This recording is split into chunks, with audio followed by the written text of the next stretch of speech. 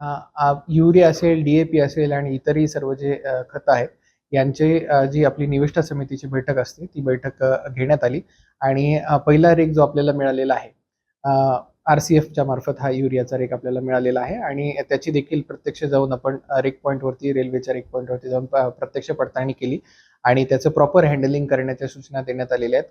यामध्ये 4 major stake holders असतात. एक असते युरियाची कंपनी किंवा इतरही खतांची जी कंपनी असते, त्याच्यानंतर ट्रान्सपोर्टर्स असतात, त्याच्यानंतर घाऊक विक्रेते असतात, त्याच्यानंतर रिटेलर्स असतात. या सगळ्यांच्या माध्यमातून आपण शेतकऱ्यांना जो आहे तो खत पुरवठा करत असतो. तर या सगळ्यांची बैठक बोलवण्यात आली आणि या सगळ्यांना या बाबतीत प्रॉपर डायरेक्शन देण्यात आलेले आहेत. कुठल्याही प्रकारची शिथिलता या सगळ्या गोष्टींमध्ये खपवून घेतली जाणार नाही. रेक पॉईंटवरती उतरवण्यापासून असेल, खते उतरवण्यापासून असेल, त्याचं ट्रान्सपोर्टेशन असेल आणि त्याच्यानंतर त्यांचं डिस्ट्रीब्युशन असेल, या सगळ्या बाबतींमध्ये पारदर्शकता बाळगण्यासाठी त्यांना प्रॉपर निर्देश देण्यात आलेले आहेत. रेक पॉईंट्स आपण यावेळेस जास्तीचे रेक पॉईंट्स उपलब्ध करून देतो आहे, जेणेकरून कुठल्याही तालुक्यांमध्ये असमान खत वाटप होणार नाही. आपण सावद्याला रेक पॉईंट उपलब्ध करून दिलेला आहे, अमळनेरला दिलेला आहे, कसगावला दिलेला आहे, जळगावला दिलेला आहे. अशा प्रकारे विविध रेक पॉईंट्स आपण उपलब्ध करून दिलेले आहेत, जेणेकरून ह्या खतांचा पुरवठा हा सगळ्या तालुक्यांना समप्रमाणात होईल. तर त्यांचंही देखील आपण जेवढं मागणी आपण शासनाकडे केली होती तेवढं आवंटन आपल्याला प्राप्त झालेलं आहे आणि कुठेही खतांच्या क्वालिटीबाबत कुठेही कॉम्प्रोमाइज करण्यात येणार नाही याबाबतच्या सूचना दिलेल्या आहेत आणि पॉस मशीनचा अनिवार्य वापर करण्यासाठी देखील होलसेलर्स आणि रिटेलर्सला सूचना दिलेल्या आहेत.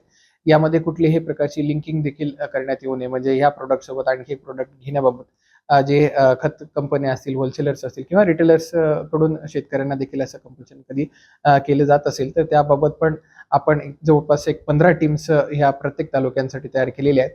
या टीमच्या माध्यमातून सगळ्या कृषी केंद्रांची आणि सगळ्या होलसेलर्सची तपासणी देखील करण्यात येणार आहे आणि कुठल्याही प्रकारचे काळा बाजार किंवा साठेबाजीला यामध्ये याला सहन केलं जाणार नाही, अशा प्रकारच्या सूचना सर्वांना देण्यात आलेल्या आहेत. येस, त्या सगळ्या वाहनांना GPS कंपल्सरी करण्यात आलेला आहे आणि GPS प्रणाली असल्याशिवाय त्यांनी वाहतूक करणं अलाउड केलेलं नाही.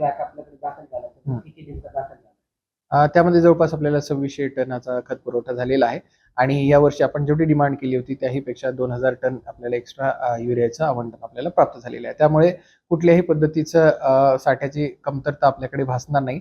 आपण बफर स्टॉक देखील करून ठेवत आहोत, जेणेकरून एखाद्या ठिकाणी जर इमर्जन्सी सिच्युएशनमध्ये कमतरता निर्माण झाल्यास त्या बफर स्टॉकमधून आपल्याला तात्काळ तो खत पुरवठा करता येईल. शेतकऱ्यांना काय आवाहन कराल? शेतकऱ्यांना मी एवढंच आवाहन करेल की आपल्याला जेवढा खत लागतं तेवढाच आपण खत विकत घेतलं पाहिजे.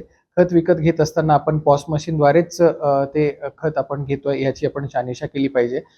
ज्यांच्याकडून आपण माल घेतोय त्यांच्याकडे ते खत विक्री करण्याचा परवाना आहे की नाही, त्यांच्याकडे किती साठा सध्या उपलब्ध आहे आणि आपल्याला जो बिल मिळत आहे ते बिल हे आपण जेवढा खत विकत घेतले तेवढ्याच बिल मिळतंय का, हे आपण प्रॉपरली तपासलं पाहिजे.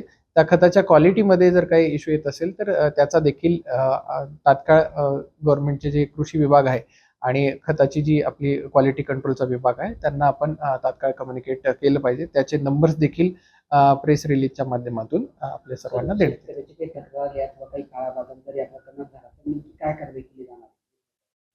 ह्या सगळ्या ज्या गोष्टी आहेत, फर्टिलायझर्स आणि बियाणे, हे सगळे इसेन्शियल कमोडिटीज ऍक्टच्या अंतर्गत आपण त्यांना कन्सिडर करतो आणि त्याच्यामध्ये त्या ऍक्टच्या अंतर्गत जे काही प्रोव्हिजन्स आहेत ते आपण तात्काळ लागू करणार आहोत. जर आपल्याला अशा गोष्टी आढळून आल्या तर तात्काळ त्यांचा स्टॉप सेल केला जाईल आणि ते लॅबला पाठवून मग त्यांची बियाणांची उत्पादन क्षमता असेल किंवा फर्टिलायझरची क्वालिटी असेल यांची तपासणी करून त्याच्यामध्ये जर काही आपल्याला आढळून आल्यास किंवा काही फॉल्ट आढळून आल्यास त्याच्यावरती आपण नक्की कारवाई करू. गेल्या वर्षी लिंकिंगचा प्रकार मोठ्या प्रमाणात आला. युरिया घेण्याच्या ऐवजी अनेक इतर साहित्य देखील घेण्यात आलेलं आहे. याकरता प्रशासन जागे होऊन यंदा काही टोल फ्री नंबर किंवा काही असं दुकानावर काही फलक लावणार आहे? याच्यासाठी आपण ऑलरेडी प्रेस रिलीजच्या माध्यमातून हे टोल फ्री नंबर्स आपण दिलेलेच आहेत. त्यासोबतच आपले जे तालुका कृषी अधिकारी असतील किंवा आपण महसूलची यंत्रणा असेल किंवा सप्लाय इन्स्पेक्टर्स असतील, या सगळ्यांना जरी आपण कॉन्टॅक्ट केला तरी त्यांच्या माध्यमातून या सगळ्या तक्रारी घेण्यात येतील आणि त्याच्यावरती योग्य ती कारवाई करण्यात येईल.